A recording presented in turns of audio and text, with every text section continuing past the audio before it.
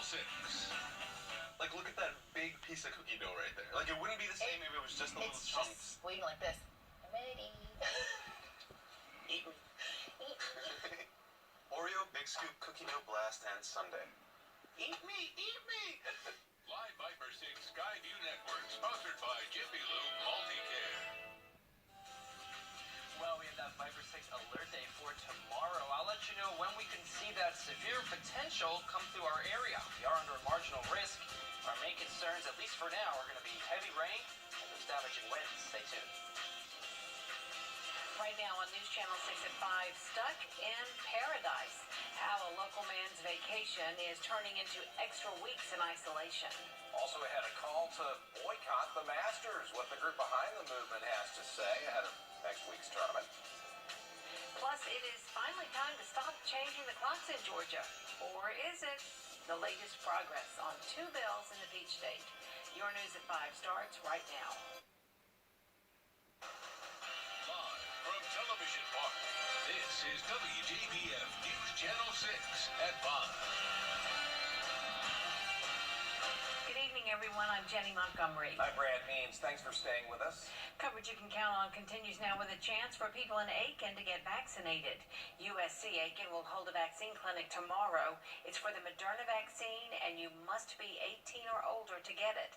The clinic is from 8 a.m. until 4 p.m. at the Student Activity Center.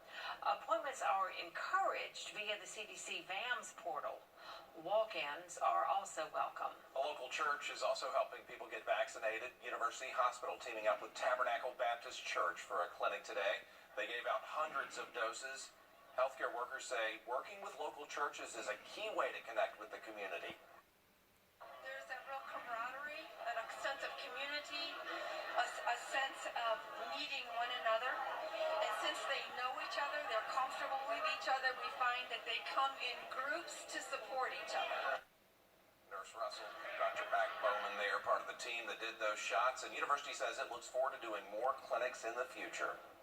The agency leading South Carolina's response to the COVID-19 pandemic could be split under a new bill. Some state lawmakers want to restructure the state's Department of Health and Environmental Control.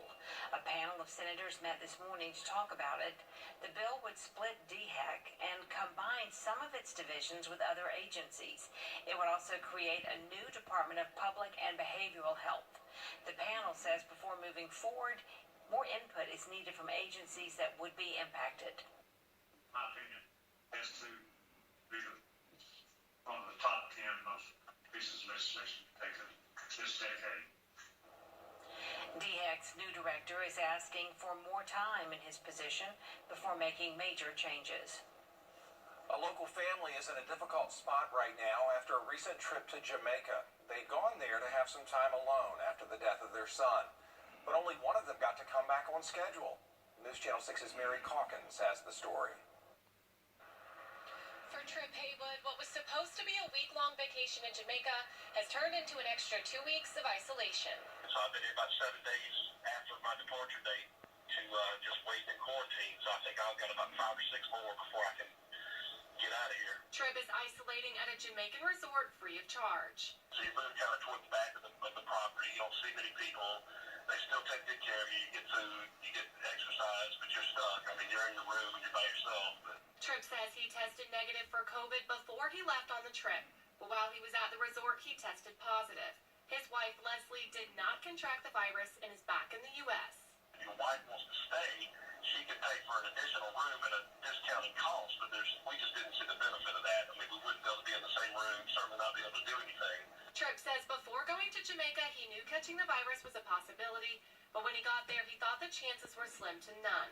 But I can tell you, we would not have done it if we'd known the risk, with this. So we will definitely be sticking stateside for another year, I'm sure. I would tell anybody they just need to reconsider if they're thinking, they're not just Jamaica. I mean, it's anywhere. I think this is kind of a nightmarish thing nobody really considers. In Augusta, Mary Calkins, WJBF News Channel 6. Well, new at 5, 2 local men facing charges tonight in separate child pornography cases. The U.S. Attorney's Office says William Voss from Waynesboro is charged with possessing child pornography. That was back in May of 2020, they say. He faces up to 20 years in federal prison. Robert Seinenberg there from Augusta facing the same charge.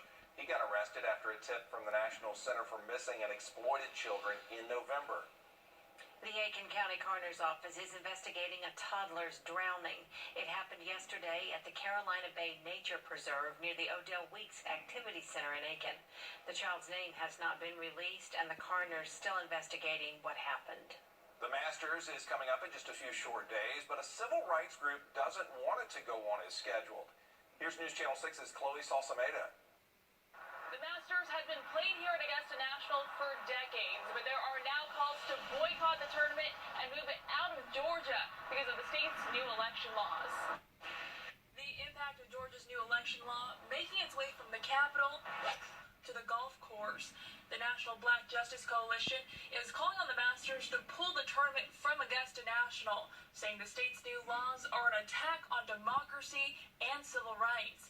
It's also urging golfers to refuse to play anywhere in Georgia. Is that the PA, which is a separate entity from the entity that manages the Augusta Nationals tournament, has previously issued statements suggesting that they value Black lives. And so this is really about accountability. You've issued statements when it was possibly much more convenient. The question is, now, will you follow that statement up with meaningful action? No players have said if they will boycott the tournament. The Masters begins on Monday. In Augusta, Chloe Salsameda, WJBF, News Channel 6. Georgia Senator John Ossoff is in Augusta this evening. He's making stops across the state to discuss. Georgia lawmakers are looking at two bills that would get rid of daylight saving in the Peach State. Senate Bill 100 and House Bill 44 would keep Georgia under daylight saving time year-round. They passed the House and now head to the Senate floor. Supporters say the move will cut down on crime and help people live a healthier lifestyle. Others say it could hurt farmers, and kids would have to wait for the school bus in the dark. It's really a states' rights issue anyway. Why is Congress preventing us from choosing the time zone that we're already in 8 months out of the year to make it simply 12 months out of the year? Why is that denied to the states the option to do that? If the bill passes the Senate tomorrow, Congress will still need to approve it. Still ahead, this pandemic has left a